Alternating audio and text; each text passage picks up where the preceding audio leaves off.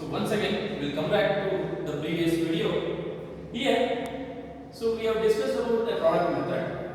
So we have clearly came to that the formula for calculating product method, interest on drawings, as well as so how we need to calculate total product as well. So here, product method can be followed when these conditions are satisfied. So we have three methods. Even students may be confused for applying of the formulas, calculating in different methods. Here, so we need to apply product method in the problem. So that problem needs to satisfy so out of these five conditions. So the first condition is to satisfy the product method. Amounts are withdrawn two or more times. So here a businessman can withdraw the amount of drawings two or more times in an accounting period. So ಏನಂತಂದ್ರೆ so businessman ಏನು ಮಾಡ್ತಾನೆ ಎರಡು ಅಥವಾ ಮೂರು ಅದಕ್ಕಿಂತ ಹೆಚ್ಚು time ಏನು ಮಾಡ್ತಾನೆ ಅಮೌಂಟ್ ಅನ್ನು ವಿತ್ಡ್ರಾ ಮಾಡ್ತಾನೆ ಪರ್ಸನಲ್ ಯೂಸ್ ಗೆ. Next, dates of various withdrawals are specified. So in this case, so once if a businessman withdrawn the amount for personal purpose, the dates also, the various dates also specified of withdrawals. ಅಂದ್ರೆ ಆ dates ಕೂಡ mention ಮಾಡ್ತಾರೆ ಯಾವ ಯಾವ date ಗೆ ನಾವು ಮುಂಚೆ ನೋಡಿದ್ವಿ ಫಸ್ಟ್ ಪಾಯಿಂಟ್ ಅಲ್ಲಿ 2 or more ಟೈಮ್ಸ್ ವಿತ್ಡ್ರಾ ಮಾಡ್ತಾನೆ ಅಂತ. ಸೊ ಅದೇ ರೀತಿನೇ ಸೊ ಯಾವ ಯಾವ ಡೇಟ್ ಗೆ ಅವನು ವಿತ್ಡ್ರಾ ಮಾಡ್ತಾನೆ ಅಂತ ಅದನ್ನು ಸಹ ನಮಗೆ ಏನಾಗಿದೆ ಬೇಕಾಗ್ತದೆ. Next, rate of interest on drawings is specified. So ನಾವು ಪ್ರೀವಿಯಸ್ ಎರಡು ಮೆಥಡ್ ನೋಡಿದ್ವಿ. So rate of interest on drawings must be specified ಅಂತ ಅವನೇ ಸ್ಪೆಸಿಫೈ ಮಾಡಿರ್ತಾನೆ. ಓಕೆನಾ? Next, amounts withdrawn on different dates may or may not be uniform. So ನಿಮಗೆ ಗೊತ್ತಿದೆ amounts withdrawn on different dates ಇಲ್ಲಿ ಏನು ಮಾಡಿರ್ತಾನೆ ಸೊ ಡಿಫರೆಂಟ್ ಡೇಟ್ಸ್ ಇದೆ ಅಮೌಂಟ್ ನ ವಿತ್ಡ್ರಾ ಮಾಡಿರ್ತಾನೆ. ಆ ಡೇಟ್ಸ್ ಏನಾಗಿರಬೇಕು may be uniform or may not be uniform. ಅಂದ್ರೆ ನಾವು ವಿತ್ಡ್ರಾ ಮಾಡಿದಂತಹ ಅಮೌಂಟ್ ಸೇಮ್ ಡೇಟ್ ಆಗಿರಬಹುದು ಅಥವಾ ವೇರಿಯಸ್ ಡೇಟ್ಸ್ ಆಗಿರಬಹುದು. ಆ ಡೇಟ್ಸ್ ನಮಗೆ ಸ್ಪೆಸಿಫೈ ಮಾಡಿರಬೇಕು. Next, interval between two withdrawals may be or may not be uniform. So interval in the sense gap between the withdrawals. So ಈಗ ಫಸ್ಟ್ ಯಾವ date ಗೆ withdraw ಮಾಡ್ತಾನೆ, ಫಸ್ಟ್ ಏಪ್ರಿಲ್ ಗೆ withdraw ಮಾಡ್ತಾನೆ. ನೆಕ್ಸ್ಟ್ ಏನ್ ಮಾಡ್ತಾನೆ ಅಂತಂದ್ರೆ 30th ಜೂನ್ ಮಾಡ್ತಾನೆ. ಸೊ ಹಿಯರ್ ಸೊ ನಮಗೆ ಇಲ್ಲಿ ಏನಾಗಿದೆ ಅಂತಂದ್ರೆ so date of withdrawals to interval periods between withdrawals may be or may not be uniform. Uniform ಆಗಿರಬಹುದು ಅಥವಾ ಇಲ್ಲಿದೆ first beginning of the month ಅಲ್ಲಿ ವಿತ್ಡ್ರಾ ಮಾಡ್ತಾನೆ, next end of the month ಅಲ್ಲಿ ವಿತ್ಡ್ರಾ ಮಾಡ್ತಾನೆ. May be or may not be uniform. So sometimes ಏನು ಮಾಡಬಹುದು every month beginning ಮಾಡ್ತಾನೆ, ದಟ್ ಈಸ್ ಯೂನಿಫಾರ್ಮ್. ಸೊ ಕೆಲವೊಂದು ಟೈಮ್ ಬಿಗಿನಿಂಗ್ ಅಲ್ಲಿ ಮಾಡ್ತಾನೆ, ಕೆಲವೊಂದು ಟೈಮ್ ಎಂಡಿಂಗ್ ಅಲ್ಲಿ ಮಾಡ್ತಾನೆ, may not be uniform. Okay, these five conditions should be satisfied for calculating of product method of interest on drawings. Next, we'll move to third step, that is average period method or shortcut method. Average period method or shortcut method. So interest is charged at the specified rate on the total of monthly drawings of uniform intervals. See, interest is charged at specified rate. So as we come across the before two methods, same specified rate of interest on the total monthly drawings of uniform intervals. See here, in this he is going to withdraw amount, same amount should be withdrawn every month. That is specified amount should be withdrawn by the businessman beginning, middle or end of the accounting period. So, and uniform amounts for a period is average of largest period and shortest period. See, this average period will be calculated mainly on the basis of largest period of outstanding and shortest period of outstanding in the various withdrawals during the accounting period. So accounting period ಅಲ್ಲಿ ನಾವು average period ಯಾಕೆ calculate ಮಾಡ್ಕೊತೀವಿ ಅಂತಂದ್ರೆ so average period formula ಏನು ಹೇಳುತ್ತೆ ಅಂತಂದ್ರೆ ಒಂದು average period is equals to longest period of outstanding plus shortest period of outstanding divided by 2 average. So average general ಆಗಿ ಏನು ಮಾಡ್ತೀವಿ ಒಂದು ಹಣ್ಣನ್ನ ಒಬ್ಬ ಹುಡುಗನ ಕೈಯಲ್ಲಿ ಕೊಟ್ಟು ಇಬ್ಬರಿಗೆ ಸಮವಾಗಿ ಭಾಗ ಮಾಡು ಅಂತ ಹೇಳಿದ್ರೆ ಅವನು ಏನು ಮಾಡ್ತಾನೆ ಎರಡು ಪೀಸ್ ಅನ್ನ ಕಟ್ ಮಾಡ್ತಾನೆ. ಯಾಕೆ ಎರಡು ಪೀಸ್ ಮಾಡ್ತಾನೆ? So one apple is divided by 2 members. ಅವಾಗ ಏನಾಗುತ್ತೆ ಹಾಫ್ ಆಫ್ ಸಿಗುತ್ತೆ ಇಬ್ಬರಿಗುವೆ. ಸೊ ಸೇಮ್ ವೇ ನಾವು ಆವರೇಜ್ ಮಾಡಬೇಕಾದರೂ ಸಹ ನಮಗೆ ಟೋಟಲ್ ಏನು ಅಮೌಂಟ್ ಆಫ್ ಡ್ರಾಯಿಂಗ್ಸ್ ಇರುತ್ತೆ that amount of drawings will be calculated as average period. So average period ನ ಕ್ಯಾಲ್ಕುಲೇಟ್ ಮಾಡ್ಕೊಳ್ಳೋ ಉದ್ದೇಶ ಏನು ಅಂತಂದ್ರೆ ನಮಗೆ ಸ್ಪೆಸಿಫಿಕ್ ಪೀರಿಯಡ್ ಬೇಕಾಗುತ್ತೆ. ಸೊ ಸ್ಪೆಸಿಫಿಕ್ ಪೀರಿಯಡ್ ಬೇಕಾದಾಗ ಏನು ಮಾಡ್ಕೊತೀವಿ ಇಲ್ಲಿ ಅಂತಂದ್ರೆ ಒಂದು ಲಾಂಗೆಸ್ಟ್ ಪೀರಿಯಡ್ ನ ಕನ್ಸಿಡರ್ ಮಾಡ್ತೀವಿ, ಜೊತೆಗೆ ಶಾರ್ಟೆಸ್ಟ್ ಪೀರಿಯಡ್ ನ ಕನ್ಸಿಡರ್ ಮಾಡ್ತೀವಿ, divided by 2 average divided by 2. ನಾನು ನಿಮಗೆ ಎಕ್ಸಾಂಪಲ್ ಕೊಟ್ಟೆ, ಒಂದು ಆಪಲ್ ಇದೆ ಅದನ್ನ ಇಬ್ಬರಿಗೆ ಡಿವೈಡ್ ಮಾಡಬೇಕು. ಸೊ ಒಂದು ಆಪಲ್ ಇಬ್ಬರಿಗೆ ಡಿವೈಡ್ ಮಾಡ್ತಾ ಹೋದ್ರೆ ಡಿವೈಡೆಡ್ ಬೈ 2 ಮಾಡಿದ್ರೆ ಏನಾಗುತ್ತೆ ನಮಗೆ ಹಾಫ್ ಆಫ್ ಸಿಗುತ್ತೆ. ಓಕೆ, ಅದೇ ರೀತಿ longest period outstanding shortest period outstanding divide by 2 ಮಾಡ್ಕೊಂಡ್ರೆ ನಮಗೆ ಏನಾಗುತ್ತೆ ಆವರೇಜ್ ಪೀರಿಯಡ್ ಸಿಗುತ್ತೆ.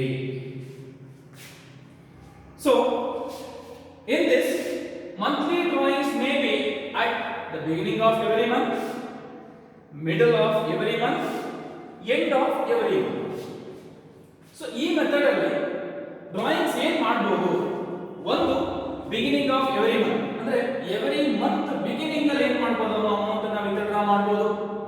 ಅದೇ ರೀತಿ ಮಿಡಲ್ ಆಫ್ ಎವ್ರಿ ಮಂತ್ ಪ್ರತಿಯೊಂದು ತಿಂಗಳು ಮಧ್ಯದಲ್ಲಿ ಆ ಅಮೌಂಟ್ ಅನ್ನು ವಿತ್ಡ್ರಾ ಮಾಡಬಹುದು. ಎಕ್ಸಾಂಪಲ್ ನಾನು ಇಲ್ಲಿ ಎಕ್ಸಾಂಪಲ್ ತಗೊಂಡಿದ್ದೀನಿ accounting period 1/4/2019 so to 31/3/2020 accounting period consists of 19 and 20. So 19 and 20 accounting period, that is 2019-2020. ಇಲ್ಲಿ ಸೊ ಎಕ್ಸಾಂಪಲ್ ತಗೊಳ್ಳೋದಾದ್ರೆ ಬಿಗಿನಿಂಗ್ ಆಫ್ ಎವ್ರಿ ಮಂತ್ ಅವನು ಡ್ರಾ ಮಾಡ್ತಾನೆ ಅಂತಂದ್ರೆ ಇಲ್ಲಿ ಏನ್ ಮಾಡ್ತಾನೆ, 1st April 2019 ಗೆ ಅಮೌಂಟ್ ಅನ್ನು ಡ್ರಾ ಮಾಡ್ತಾನೆ beginning of every month. Next middle of every month 15th April ಗೆ ಅವನ ಅಮೌಂಟ್ ಅನ್ನ ಡ್ರಾ ಮಾಡ್ತಾನೆ. Next end of every month 30th April 2019 ಅಂದ್ರೆ 30ನೇ ತಾರೀಕು ಏಪ್ರಿಲ್ ಮತ್ತು 30ನೇ ತಾರೀಕು 2019 ಗೆ ಡ್ರಾ ಮಾಡ್ತಾನೆ. Beginning of every month, middle of every month, ending of every month. So ಈ ರೀತಿ ಏನ್ ಮಾಡ್ತಾನೆ ಅಮೌಂಟ್ಸ್ ಅನ್ನ ಅವನು ಏನ್ ಮಾಡ್ತಾನೆ ಈ ಆವರೇಜ್ ಪೀರಿಯಡ್ ಅಲ್ಲಿ ಈ ಮೂರು ವಿಧಾನದಲ್ಲಿ ಅಮೌಂಟ್ ಅನ್ನ ವಿತ್ಡ್ರಾ ಮಾಡಬಹುದು. ಒಂದು beginning of the month, middle of the month and ending of the month. So ನಾನು ಹೇಳಿದಂಗೆ ಸೊ ಆವರೇಜ್ ಪೀರಿಯಡ್ ಮೆಥಡ್ ಅಲ್ಲಿ ಫಸ್ಟ್ ನಾವು ಆವರೇಜ್ ಪೀರಿಯಡ್ ನ ಕ್ಯಾಲ್ಕುಲೇಟ್ ಮಾಡಬೇಕು. ಸೊ ಆವರೇಜ್ ಪೀರಿಯಡ್ ಕ್ಯಾಲ್ಕುಲೇಟ್ ಮಾಡಬೇಕು ಅಂತಂದ್ರೆ ನಮಗೆ ಏನು ಬೇಕಾಗುತ್ತೆ, longest period of outstanding plus shortest period of outstanding divided by 2. So ಇಲ್ಲಿ ಏನ್ ಮಾಡ್ಕೊತೀವಿ ಎಕ್ಸಾಂಪಲ್. ಸೊ ಇದೇ ಅಕೌಂಟಿಂಗ್ ಪೀರಿಯಡ್ ನಾವು ನೋಡೋದಾದ್ರೆ 1/4/2019 ಟು 31/3/2020 ನೋಡೋದಾದ್ರೆ ಸೊ ಇಲ್ಲಿ ಎಕ್ಸಾಂಪಲ್ ತಗೊಳ್ಳೋಣ. ಅವನು ಏನ್ ಮಾಡ್ತಾನೆ ಎವ್ರಿ ಮಂತ್ ಬಿಗಿನಿಂಗ್ ಅಲ್ಲಿ ಅಮೌಂಟ್ ಅನ್ನ ಡ್ರಾ ಮಾಡ್ತಾನೆ. ಸೊ ಎವ್ರಿ ಮಂತ್ ಬಿಗಿನಿಂಗ್ ಅಲ್ಲಿ ಅಮೌಂಟ್ ಅನ್ನ ಡ್ರಾ ಮಾಡ್ತಾನೆ ಅಂತಂದ್ರೆ 1st April 2019 ಇಂದ 31st ಮಾರ್ಚ್ 2020 ವರೆಗೂ ನಮಗೆ ಎಷ್ಟು ಮಂತ್ಸ್ ಬರುತ್ತೆ? 12 ಮಂತ್ಸ್ ಬರುತ್ತೆ. Total accounting period consist of 12 months. ಇದರಲ್ಲಿ ಫಸ್ಟ್ ಏಪ್ರಿಲ್ 2019 ಗೆ ಬಿಗಿನಿಂಗ್ ಅಲ್ಲಿ ಡ್ರಾ ಮಾಡ್ತಾನೆ ಅಂತಂದ್ರೆ ಸೊ ಟೋಟಲ್ ಅವನಿಗೆ ಎಷ್ಟು ಮಂತ್ ಗೆ ಇಂಟ್ರೆಸ್ಟ್ ಕಟ್ಟಬೇಕಾಗುತ್ತೆ? ಈಗ ಈ ಮಂತ್ ಬಿಗಿನಿಂಗ್ ಅಲ್ಲಿ ಡ್ರಾ ಮಾಡಿದ್ದಾನೆ. ಸೊ ಬಿಗಿನಿಂಗ್ ಅಲ್ಲಿ ಅಮೌಂಟ್ ಅನ್ನ ಡ್ರಾ ಮಾಡಿದ್ದಾನೆ ಅಂತಂದ್ರೆ ಸೊ ಅಕೌಂಟಿಂಗ್ ಪೀರಿಯಡ್ ಎಂಡ್ ಆಗೋದು 31st ಮಾರ್ಚ್ ಗೆ ಟೋಟಲ್ ಎಷ್ಟು ಮಂತ್ ಅವನು ಇಂಟ್ರೆಸ್ಟ್ ಕಟ್ಟಬೇಕಾಗುತ್ತೆ? That is nothing but outstanding period. So ಎಷ್ಟು ಮಂತ್ ಕಟ್ಟಬೇಕಾಗುತ್ತೆ? ಸೊ ಅದನ್ನ ನೋಡ್ತಾ ಹೋಗೋದಾದ್ರೆ ಏಪ್ರಿಲ್ ಕಟ್ಟಬೇಕಾಗುತ್ತೆ. ಬಿಗಿನಿಂಗ್ ಅಲ್ಲಿ ಡ್ರಾ ಮಾಡೋದ್ರಿಂದ ಏಪ್ರಿಲ್ ಮಂತ್ ಗೂ ಇಂಟ್ರೆಸ್ಟ್ ಕಟ್ಟಬೇಕಾಗುತ್ತೆ. May, June, July, August, September, October, November, December, January, February, March of 2020. ಅಲ್ಲಿಗೆ ಸೊ ಬಿಗಿನಿಂಗ್ ಅಲ್ಲಿ ಡ್ರಾ ಮಾಡಿದ್ರೆ ಅವನು ಟೋಟಲ್ ಎಷ್ಟು ಮಂತ್ಸ್ ಇಂಟ್ರೆಸ್ಟ್ ಕಟ್ಟಬೇಕಾಗುತ್ತೆ? So April 1 2 3 4 5 6 7 8 9 10 11 12. Total how many months are outstanding? 12 months are outstanding. So ಇಲ್ಲಿ 12 months are outstanding ಅಂತಂದ್ರೆ so ಏನಾಗುತ್ತೆ ನಮಗೆ? ಸೊ ಈ ಫಸ್ಟ್ ಮಂತ್ ಅಲ್ಲಿ ಡ್ರಾ ಮಾಡೋದ್ರಿಂದ ಅವನಿಗೆ ಎಷ್ಟು ಮಂತ್ ಔಟ್ಸ್ಟ್ಯಾಂಡಿಂಗ್ ಇರುತ್ತೆ? 12 months outstanding ಇಂಟ್ರೆಸ್ಟ್ ಕಟ್ಟಬೇಕಾಗುತ್ತೆ. ನೆಕ್ಸ್ಟ್ ಫಸ್ಟ್ ಮೇ 2019 ಗೆ ಡ್ರಾ ಮಾಡ್ತಾನೆ. ಸೊ ಅಲ್ಲಿ ಫಸ್ಟ್ ಮೇ 2019 ಇಂದ 31st ಮಾರ್ಚ್ ಗೆ ಕೌಂಟ್ ಮಾಡ್ಕೊಂಡ್ರೆ ಎಷ್ಟು ಮಂತ್ಸ್ ಔಟ್ಸ್ಟ್ಯಾಂಡಿಂಗ್ ಬರುತ್ತೆ? 11 ಮಂತ್ಸ್ ಬರುತ್ತೆ. ನೆಕ್ಸ್ಟ್ ಫಸ್ಟ್ ಜೂನ್ 2019 ಇಂದ 31st ಮಾರ್ಚ್ 2020 ಗೆ ಎಷ್ಟು ಮಂತ್ಸ್ ಔಟ್ಸ್ಟ್ಯಾಂಡಿಂಗ್ ಕಟ್ಟಬೇಕಾಗುತ್ತೆ? ಅವನು ಜೂನ್ ಮಂತ್ ಇಂದ ಕೌಂಟ್ ಮಾಡ್ಕೊಂಡ್ರೆ 10 ಮಂತ್ಸ್ ಔಟ್ಸ್ಟ್ಯಾಂಡಿಂಗ್. ಸೊ ಅದೇ ರೀತಿ ನಾವು ಹೋಗ್ತಾ ಹೋದ್ರೆ ಸೊ ನಮ್ಮ ಲಾಸ್ಟ್ ಗೆ ಈಗ ಯಾವುದು ಬಿಗಿನಿಂಗ್ ಅಲ್ಲಿ ಡ್ರಾ ಮಾಡ್ತಾನೆ 31st March account period end ಆಗುತ್ತೆ. ಅಲ್ಲಿಗೆ 1st ಮಾರ್ಚ್ 2020 ಕೂಡ ಏನ್ ಮಾಡುತ್ತಾನೆ? ಬಿಗಿನಿಂಗ್ ಅಲ್ಲಿ ಡ್ರಾ ಮಾಡುತ್ತಾನೆ. ಸೊ ಈ ಮಂತ್ ಬಿಗಿನಿಂಗ್ ಅಲ್ಲಿ ಡ್ರಾ ಮಾಡಿದ್ರೆ ಈ ಮಂತ್ ಎಂಡ್ ಆಗೋದು 31st ಮಾರ್ಚ್ ಗೆ. ಇಲ್ಲೂ ಸಹ 1 ಮಂತ್ ಇಂಟ್ರೆಸ್ಟ್ ಕಟ್ಟಬೇಕಾಗುತ್ತೆ ಅವನು.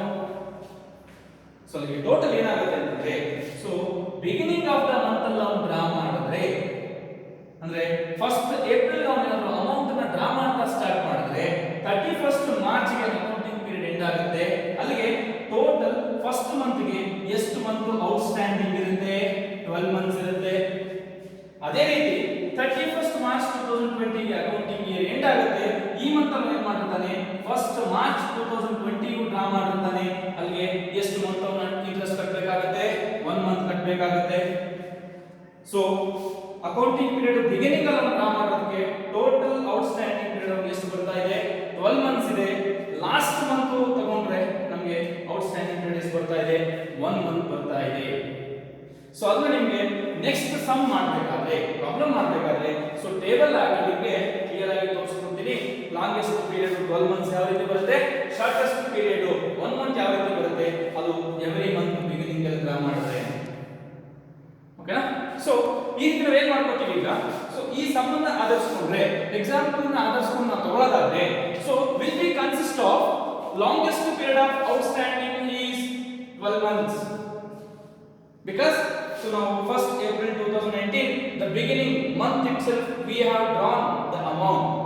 Then shortest period of outstanding so shortest period ಅಂದ್ರೆ ನಿಮಗೆ 31st ಮಾರ್ಚ್ 2020 ಎಂಡ್ ಆಗುತ್ತೆ. ಬಟ್ ನಾವು ಅಮೌಂಟ್ ಡ್ರಾ ಮಾಡ್ತಿರೋದು ಯಾವಾಗ? Beginning of every month. So beginning of every month ಅಂತಂದ್ರೆ ಮಂತ್ ಎಂಡಿಂಗ್ ಅಲ್ಲಿ ನಾವು ಅದಕ್ಕೆ ಏನು ಮಾಡಬೇಕಾಗುತ್ತೆ? ಬಡ್ಡಿ ಕಟ್ಟಬೇಕಾಗುತ್ತೆ. ಸೊ ಅಲ್ಲಿಗೆ ಶಾರ್ಟೆಸ್ಟ್ ಪೀರಿಯಡ್ ನಮಗೆ ಎಷ್ಟು ಬಂತು? 1. So therefore average period consists of longest period of outstanding ಅಂದ್ರೆ ವರ್ಷದ ಬಿಗಿನಿಂಗ್ ಅಲ್ಲಿ ನಾವು ಡ್ರಾ ಮಾಡೋದಕ್ಕೆ ವರ್ಷದ ಕೊನೆ ತನಕ ನಾವು ಎಷ್ಟು ತಿಂಗಳು ಬಡ್ಡಿ ಕಟ್ಟಬೇಕಾಗುತ್ತೆ? 12 ತಿಂಗಳು ಬಡ್ಡಿ ಕಟ್ಟಬೇಕಾಗುತ್ತೆ. ಸೊ ಅದೇ ರೀತಿ ವರ್ಷದ ಕೊನೆ ತಿಂಗಳಲ್ಲಿ ಅದು ಬಿಗಿನಿಂಗ್ ಅಲ್ಲಿ ನಾವು ಅಮೌಂಟ್ ಡ್ರಾ ಮಾಡಿದ್ರೆ ಆ ಮಂತ್ ಎಂಡಿಂಗ್ ನಾವು ಏನು ಮಾಡಬೇಕಾಗುತ್ತೆ? ಅಮೌಂಟ್ ಅನ್ನ ಕಟ್ಟಬೇಕಾಗುತ್ತೆ. That is shortest period of outstanding. ಇದು ಯಾವಾಗ ಅಂತಂದ್ರೆ so when we draw at the beginning of every month. So again 12 months is the longest period, so 1 month is the shortest period. So formula for average period is equals to so 12 plus 1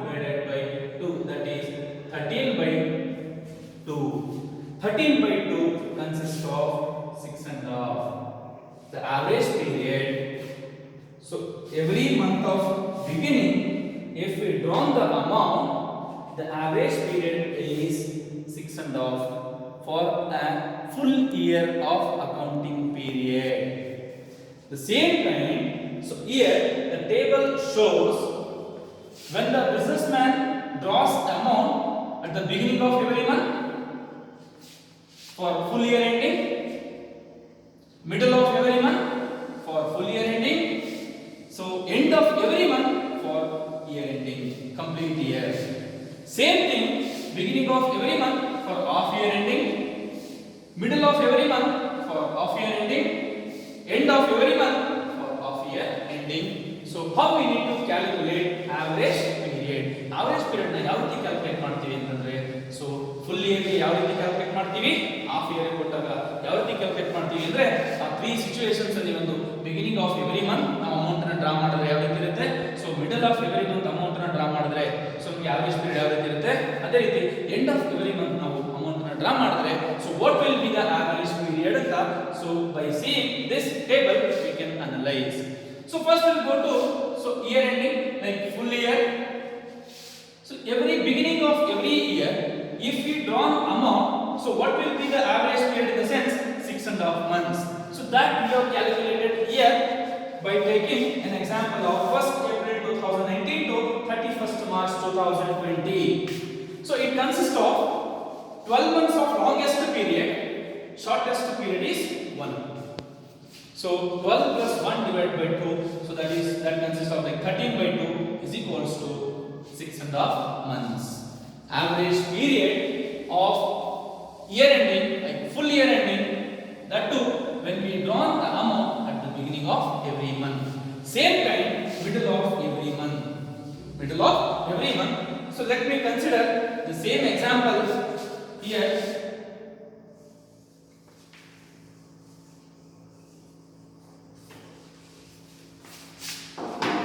So I'll take an example of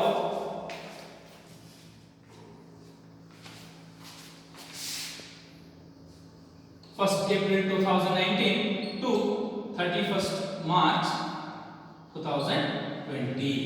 Here we are going to calculate, we are going to draw the amount, drawing amount in the middle of the every month. Middle of the every month. But here we have started accounting year from 1st April 2019 to 31st March 2020. So here the businessman is withdrawing the middle of every month. Middle of every month. So middle of every month in the sense here this will be calculated like, so 15th April 2019 to 15 March 2019 consists of 1 month. Because so every 15 days once, like middle of the month is withdrawing the amount. So for 1 month calculation it starts from 15 April 2019 to 15 March, so 15 May 2019. So this consists of first month, so that is 1 month. So next 15 May 2019 to 15 June 2019, this consists of second month. So like this we need to calculate up to 31st March 2020. 31st March 2020. Because here we have started drawing after 15 days. After 15 days. So that 15 days we are not supposed to pay any interest. Because we have started drawing in the month of middle of every month. So middle of every month in the sense the first 15 days we are not supposed to pay any interest to the business. So here it consists of, so total longest period consists of 11.5 as I told. So we have started the middle of the month, that is 15th April. So remaining 15 days we are not supposed to pay. So total how many months we need to give our interest in the sense 11.5. This is the longest period. Then shortest period, so loss. So year end 31st March 2020. So here in the month, so as we stated in the first example. So here beginning we have drawn the amount, so that we have calculated last month 1 month. So here we are withdrawing amount in the 15 March 2020. So remaining only for 15 days we need to pay interest. So that is shortest period is half month. So longest period is 11.5, that is 11 and a half months. So shortest period is 0.5, that consists of 11.5 plus 0.5, 12 months divided by 2. So average period is 6 months. So ನಮಗೆ normal ಆಗಿ ಗೊತ್ತಾಗುತ್ತೆ. So beginning ಅಲ್ಲಿ draw ಮಾಡೋದ್ರಿಂದ total 12 months ನಾವು ಏನು ಮಾಡಬೇಕಾಗುತ್ತೆ, interest ನ ಕಟ್ಟಬೇಕಾಗುತ್ತೆ. ಸೊ ಸೆಕೆಂಡ್ ಮಿಡ್ಲ್ ಅಲ್ಲಿ ಡ್ರಾ ಮಾಡೋದ್ರಿಂದ 15th ಎವ್ರಿ 15th ಸ್ಟಾರ್ಟ್ ಮಾಡೋದ್ರಿಂದ ಸೊ ರಿಮೈನಿಂಗ್ 15 ಡೇಸ್ ಏನಾಗಿರುತ್ತೆ 1 to 15 ಆಫ್ ಏಪ್ರಿಲ್. ಸೊ ನಾವೇನ್ ಮಾಡೋ ಹಾಗಿಲ್ಲ, ಇಂಟ್ರೆಸ್ಟ್ ನ ಕಟ್ಟೋ ಹಾಗಿಲ್ಲ. ಅಲ್ಲಿ ಏನಾಗುತ್ತೆ longest period 11 and a half ಬರುತ್ತೆ. ಸೊ ಅಂಡ್ ಶಾರ್ಟೆಸ್ಟ್ ಪೀರಿಯಡ್ ನಮಗೆ ಏನಾಗುತ್ತೆ ಹಾಫ್ ಮಂತ್ ಬರುತ್ತೆ. ಯಾಕೆಂದ್ರೆ 31st March 2020 ಗೆ ನಾವು ಅಮೌಂಟ್ ಅನ್ನು ಡ್ರಾ ಮಾಡಿದ್ರೆ ಯಾವಾಗ 15 March 2020 ಗೆ ಡ್ರಾ ಮಾಡ್ತೀವಿ, ಎಂಡ್ ಆಗೋದು 31st March ಆಗುತ್ತೆ. only for 15 days, so we need to calculate interest. So longest period is 11.5 and shortest period is 0.5 divided by 2 consists of 6 months is average period. Next, so if we go for like end of every month, let me take the same example. The same example consists of, this is end of every month. So here it starts from 1st April 2019 and ends at 31st March 2020. So ಅಲ್ಲಿಗೆ so 1st April start ಆಗಿದೆ ಅಂತಂದ್ರೆ ನಾವು ಯಾವಾಗ amount ಅನ್ನು draw ಮಾಡ್ತಿದೀವಿ, end of every month ಅಂದ್ರೆ 1st April. So 1st April ನಾವೇನ್ ಮಾಡ್ತಾ ಹೋಗ್ತೀವಿ 30th April 2019 ಗೆ ಅಮೌಂಟ್ ಅನ್ನು ಡ್ರಾ ಮಾಡ್ಕೊತೀವಿ. ಸೊ ಅಂದ್ರೆ ಈ ಮಂತ್ ಎಂಡಿಂಗ್ ಅಲ್ಲಿ ಅಮೌಂಟ್ ಡ್ರಾ ಮಾಡೋದ್ರಿಂದ ನಾವು ಏಪ್ರಿಲ್ ಮಂತ್ ಗೆ ರೆಂಟ್ ಅನ್ನು ಕಟ್ಟೋದಕ್ಕೆ, ಇಂಟ್ರೆಸ್ಟ್ ಆನ್ ಡ್ರಾಯಿಂಗ್ಸ್ ಅನ್ನು ಕಟ್ಟುವಂತ ಅವಶ್ಯಕತೆ ಇರೋದಿಲ್ಲ. ಸೊ ನಾವೇನ್ ಮಾಡಬೇಕಾಗುತ್ತೆ, ಈ ಮಂತ್ ಎಂಡಿಂಗ್ ಅಲ್ಲಿ ಡ್ರಾ ಮಾಡೋದ್ರಿಂದ ನೆಕ್ಸ್ಟ್ ಮಂತ್ ಗೆ ನಾವೇನ್ ಮಾಡಬೇಕಾಗುತ್ತೆ, ಸೊ 31st May 2019 ಗೆ ನಾವೇನ್ ಮಾಡಬೇಕಾಗುತ್ತೆ 1 ಮಂತ್ ಆಗುತ್ತೆ. ಸೊ ಇಲ್ಲಿಂದ 30th April ಗೆ ಡ್ರಾ ಮಾಡಿದ್ರೆ ಸೊ 30th April ಇಂದ 31st May ವರೆಗೂ ನಾವೇನ್ ಮಾಡಬೇಕಾಗುತ್ತೆ 1 ಮಂತ್ ಇಂಟ್ರೆಸ್ಟ್ ಕಟ್ಟಬೇಕಾಗುತ್ತೆ. ಅಲ್ಲಿ ಏಪ್ರಿಲ್ ಮಂತ್ ನಾವು ಇಂಟ್ರೆಸ್ಟ್ ಕಟ್ಟೋ ಹಾಗೆ ಇಲ್ಲ.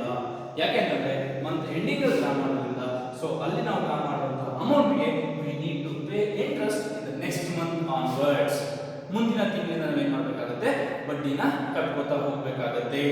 ಸೊ ಅಲ್ಲಿಗೆ ನಮ್ಗೆ ಏನಾಗುತ್ತೆ ಅಂತಂದ್ರೆ ಏಪ್ರಿಲ್ ಬಿಟ್ಟಿದೀವಿ ಅಂತಂದ್ರೆ ನಮ್ಗೆ ಏನಾಗುತ್ತೆ May, June, July, August, September, October, November, December, January, February, March, 31st March. ಅಲ್ಲಿಗೆ ಟೋಟಲ್ ನಮಗೆ ಲಾಂಗೆಸ್ಟ್ ಪೀರಿಯಡ್ ಆಫ್ ಔಟ್ಸ್ಟ್ಯಾಂಡಿಂಗ್ ಎಷ್ಟು ತಿಂಗಳು ಕಟ್ಟಬೇಕಾಗುತ್ತೆ, 11 ಮಂತ್ಸ್ ಕಟ್ಟಬೇಕಾಗುತ್ತೆ.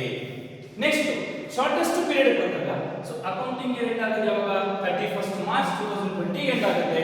ನಾವು ಅಮೌಂಟ್ ಅನ್ನು ಸಹ ಏನು ಮಾಡ್ತೀವಿ 31st March 2020 ಗೆ ಡ್ರಾ ಮಾಡ್ತೀವಿ.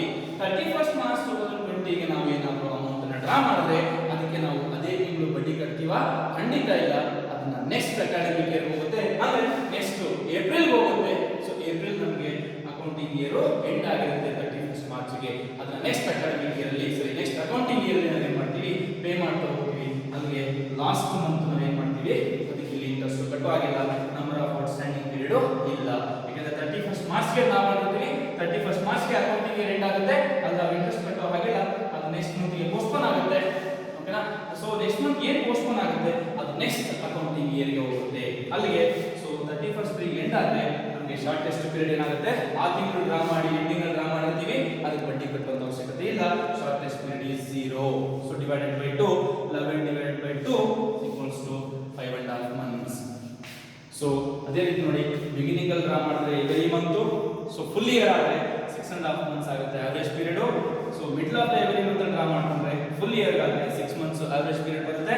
So end of every month ಆದ್ರೆ ಫುಲ್ ಇಯರ್ ಆದ್ರೆ 5 and a half months ನಮ್ಗೆ ಏನಾಗುತ್ತೆ ಆವರೇಜ್ ಪೀರಿಯಡ್ ಬರುತ್ತೆ. ಅದೇ ಬೇಸಲ್ಲಿ ನಾವು ಏನು ಮಾಡ್ಕೊಂಡಿದೀವಿ ಅಂತಂದ್ರೆ so half of the year ending ಮಾಡ್ಕೊತಾ ಹೋಗಿದೀವಿ. ಸೊ ಹಾಫ್ ಆಫ್ ದ ಅಂತಂದ್ರೆ ಓನ್ಲಿ ಫಾರ್ 6 months, ಇದು 12 months. ಸೊ ನಮ್ಗೆ ಏನಾಗುತ್ತೆ, ಸೊ ಹಾಫ್ ಇಯರ್ಲಿ ಎಂಡಿಂಗ್ ಅಂತಂದ್ರೆ ನಾವು 1st April ಗೆ ಬಿಗಿನಿಂಗ್ ಮಾಡ್ಕೊಂಡು ಅಂತ ತಿಳ್ಕೊಳ್ಳಿ. 1st April 2019 ಗೆ ಬಿಗಿನಿಂಗ್ ಮಾಡ್ಕೊಂಡ್ರೆ ನಮಗೆ 6 months ಎಂಡ್ ಯಾವಾಗ ಆಗುತ್ತೆ, April April, May, June, July, August. So August month ಏನಾಗುತ್ತೆ ನಮಗೆ 31st ಆಗಸ್ಟ್ 2019 ಎಷ್ಟು ಮಂತ್ ಬರುತ್ತೆ ನಮಗೆ 6 ಮಂತ್ ಬರುತ್ತೆ. April, May, June, July, August, September.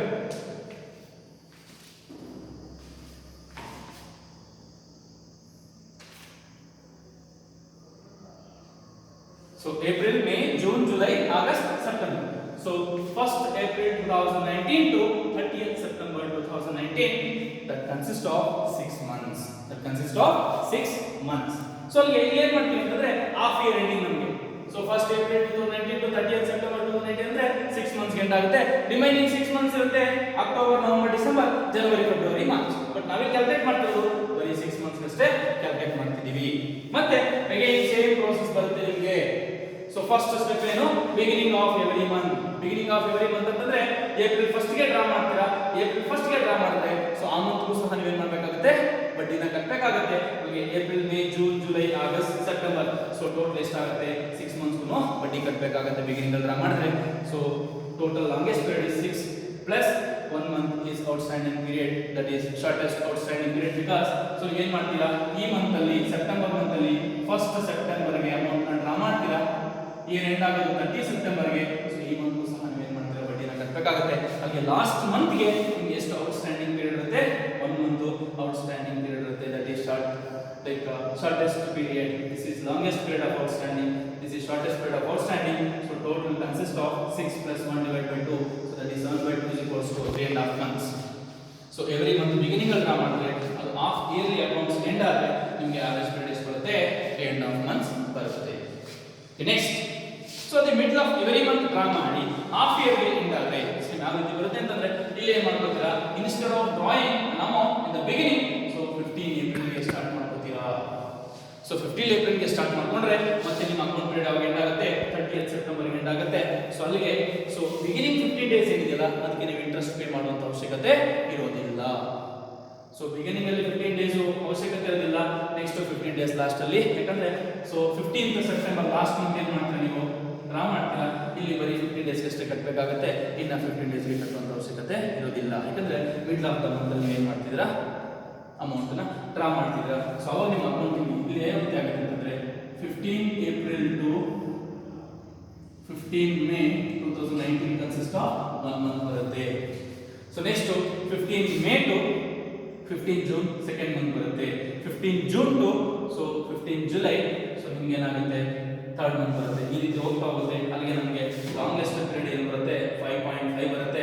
Shortest period last month ನಾವು 15 ಸೆಪ್ಟೆಂಬರ್ಗೆ ಡ್ರಾ ಮಾಡಿದ್ರೆ ನಮ್ಗೆ ಉಳಿದಿರೋದು ಎಷ್ಟು ಮಾತ್ರ, ಸೊ 30th ಸೆಪ್ಟೆಂಬರ್ ಅಂದ್ರೆ ಓನ್ಲಿ 15 ಡೇಸ್. ಸೊ 15 ಡೇಸ್ ಮಾತ್ರ ಏನು ಮಾಡಬೇಕಾಗುತ್ತೆ, 15 ಡೇಸ್ ಅಂದ್ರೆ ಅಷ್ಟಕ್ಕೆ ನಾವು ಅಮೌಂಟ್ ನ ಇಂಟ್ರೆಸ್ಟ್ ನ ಪೇ ಮಾಡಬೇಕಾಗುತ್ತೆ.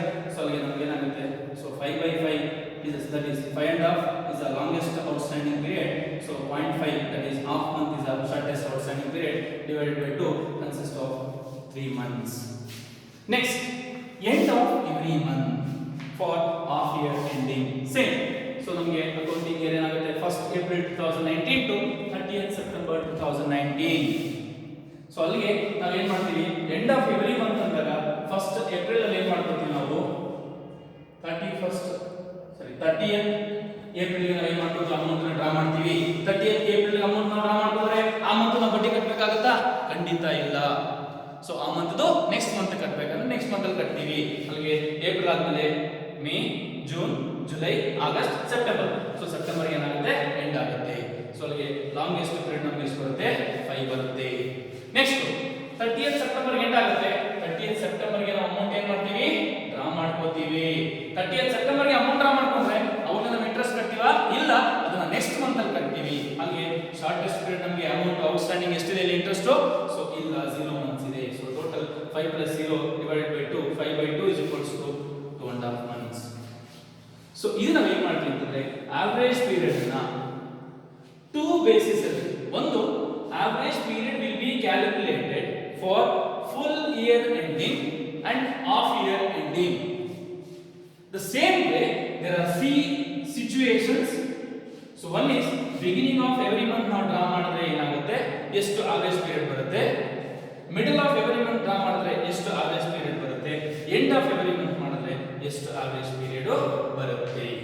ಫುಲ್ ಇಯರ್ ಆಗಿರ್ಬೋದು, ಹಾಫ್ ಇಯರ್ ಆಗಿರ್ಬೋದು. ಓಕೆನಾ? ನೆಕ್ಸ್ಟ್, ಸೊ ಆವರೇಜ್ ಪೀರಿಯಡ್ ಆದ್ಮೇಲೆ next goes to calculation of total drawings. ಅಂದ್ರೆ ನಾವು ಟೋಟಲ್ ಡ್ರಾಯಿಂಗ್ಸ್ ಏನ್ ಮಾಡ್ಕೊಂಡಿರ್ತೀವಿ, ಸೊ ಅಷ್ಟು ನಾವು ಏನ್ ಮಾಡ್ಕೋಬೇಕಾಗುತ್ತೆ, ಬಿಗಿನಿಂಗ್ ಆಫ್ ಇಯರ್ ಇಂದ ಎಂಡಿಂಗ್ ಆಫ್ ಇಯರ್ ತನಕ ಎಷ್ಟು ಅಮೌಂಟ್ ನ ಡ್ರಾ ಮಾಡ್ಕೊಂಡಿರ್ತೀವಿ ಅಷ್ಟು ನಮ್ಗೆ ಏನಾಗುತ್ತೆ, ಟೋಟಲ್ ಡ್ರಾಯಿಂಗ್ಸ್ ಆಗುತ್ತೆ. So next last step 3 calculation of interest. ಮತ್ತೆ ನಂತರ ಏನ್ ಮಾಡ್ಕೋತೀವಿ, ಒಂದು ಆವರೇಜ್ ಪೀರಿಯಡ್ ಮಾಡ್ಕೋತೀವಿ, ನಂತರ ಟೋಟಲ್ ಡ್ರಾಯಿಂಗ್ಸ್ ಮಾಡ್ಕೋತೀವಿ. After that will move to step 3, that is calculation of interest. So interest is equals to total drawings that we have calculated in the step 2 into average period. So average period we have calculated in step 1. So into rate. So rate is nothing but you know that the specified rate of interest. Okay, that is rate of interest into 1 by 12. 1 by 12 in the sense. So here, so after calculating of average period, so we need to calculate now total drawings. So total drawings into average period into rate of interest, and last we need to calculate for 1 month total interest on drawings. Because here in this average period method, so he is going to withdraw the amount, the uniform intervals. In the sense, the same amount will be withdrawn by the businessman every month of beginning, middle or end. So finally, when we going to calculate, so average period method of interest on drawings, so that will be consist of 1 by 12. So this is your average period method or shortcut method. So in the next class, so we are going to discuss about